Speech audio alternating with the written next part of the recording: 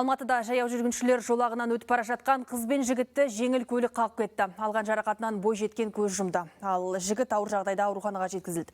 Жол апаты Абай мен Алтынсарин көшелерінің қиылысында болған. Куәгерлердің сөзінше, қатты жылдамдықпен келе жатқан шетелдік көлік жүргіншілерді қағып, қашып кеткен. Артынша көлігін тастап оқиға орнына жаяу келген. Қазір оқиғаның мән-жайы анықталып жатыр. Тура бір апта бұрын Алматыда дәл осыған ұқсас жол апаты болып, жаяу жүргіншілер жолағында кетіп бара жатқан екі адамды көлік қағып кеткен. Апат салдарынан 21 жастағы азамат көз жұмған еді. 36 тонналық катер тиелген жүк көлігі жолда тұрып қалды. Жамбыл облысының Меркі ауданында теңіз кемесі бар, ірі габаритті көлік ары-бері қозғала алмай, бұрылуға да мүмкіндік таппай, соңында патрульдік полицияның көмегіне жүгінген. Алып жүк көлігі жолдағы қозғалысы көп аумақта тұрып қалса, апатты жағдайға соқтыруы мүмкін еді. Полиция патрульінің шығарып салуымен көлік иесі діттеген жеріне жетті.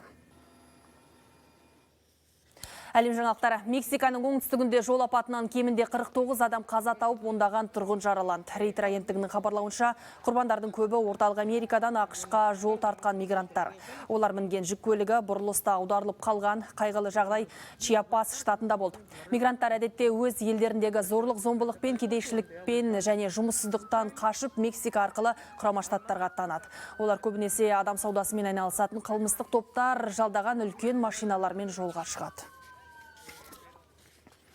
Украина президенті Владимир Зеленский мен Ақ үй басшысы Джо Байден телефон арқылы сөйлесіп, Донбасстағы жағдайды жарты сағат бойы талқылады. Украина президентінің кеңсесі хабарлағандай, Құрама Штаттар лидері Ресей Украинаға басып кіретін болса, Мәскеуге қарсы жаңа экономикалық санкциялар жариялайтынын ескерткен. Сонымен қатар екі президент Американың Киевке саяси, қаржылай және әскери көмек беру мәселелерінде қозғады. Алайда Кремль басшысы Владимир Путин Донбасстағы жанжалды геноцидке ұқсатты. Айта кетсек, Ресей Украинаға соғыс ашады деген мәліметтерді үнемі жоққа шығарып келеді.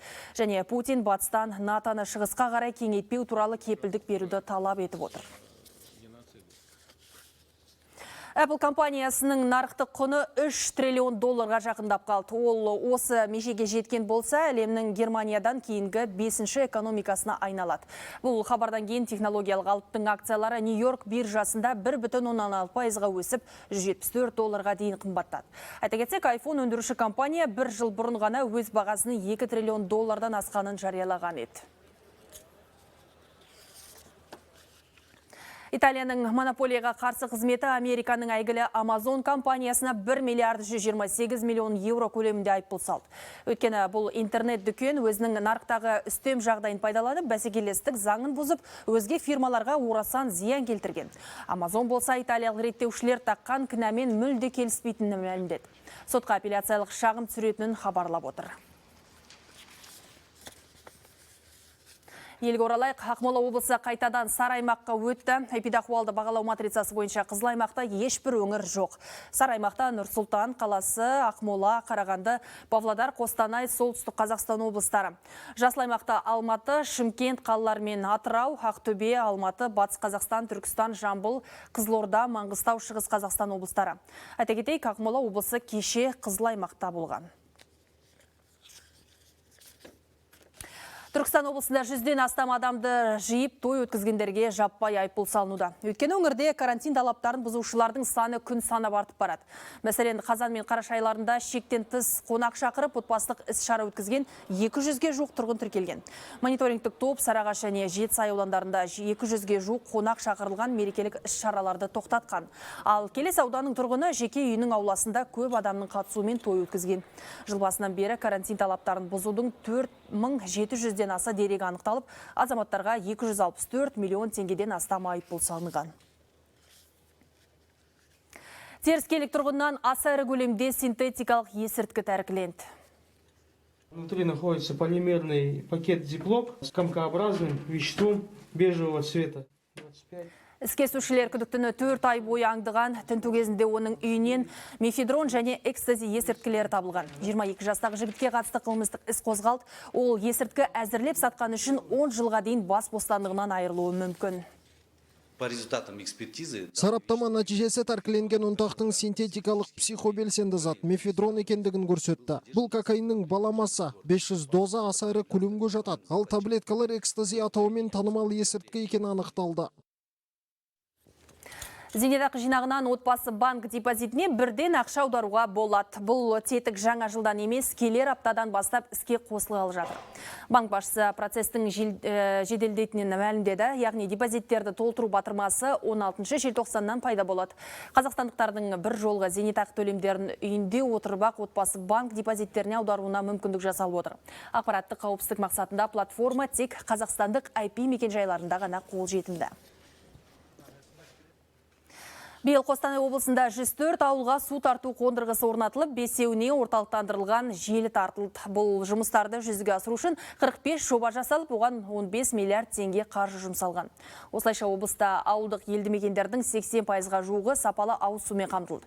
Тәуелсіздік мерекесі қарсаңында қуанышқа кенелгендердің бірі Наурызым аудандағы Раздольный ауылының тұрғындары. Шалғай елді мекенде 200-ге тарта үй бар, адам саны 600-ден асады.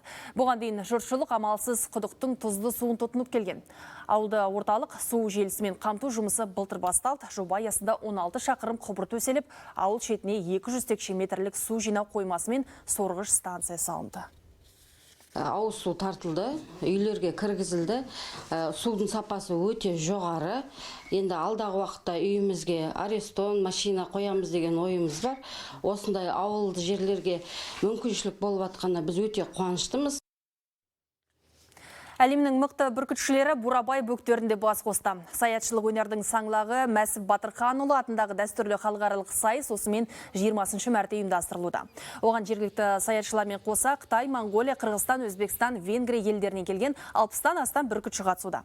Биылғы қаңсонар сайысы ел тәуелсіздігінің 30 жылдығына арналған. Алдымен бүркітшілер шырға тартудағы алғырлықтарын көрсетеді, кейін аңға салып бабын сынайды. Бурабайдағы бұл сайыстың жүлдесі қомақты. Бірінші орын алған бүркітшіге 4 миллион теңге табысталмақ.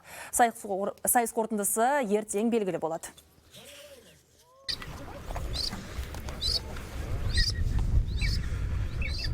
Кішкентай кезімізден осы құстың қасында өскеннен кейін осыны қолға алып, ары қарай дамытып жалғастырып жатырмыз. Кішкентай 6 ұлым бар, соған қаршыға салуды үйретсем деп, ары қарай жалғастыра береміз. Ұрпақтан ұрпаққа. Осы жерге келіп қатысып жатқанымызға өте қуаныштымыз. Менің туым, менің отаным. Әскери ұшқыштар елорда аспанында қалықтатып, мемлекеттік туды алып ұшты. Әскери әуе күштері армия авиациясының жауынгерлері тәуелсіздіктің 30 жылдығына осындай тарту жасады. Әсерлі көріністі жоғарғы деңгейде орындау үшін тәжірибелі ұшқыштар мен штурмандар Ми-17 бұрамалы қанатты тікұшақтармен қолдау көрсетті. Айта кету керек, акцияға қатысқан ұшқыштар әскери парадтар мен Кадекс халықаралық көрмесіне қатысқандар. Әзірге айтарымыз осы, келесі ақпарат 13:00-де ұлттық арна қосылып болсын, жаңалық күтіңіз.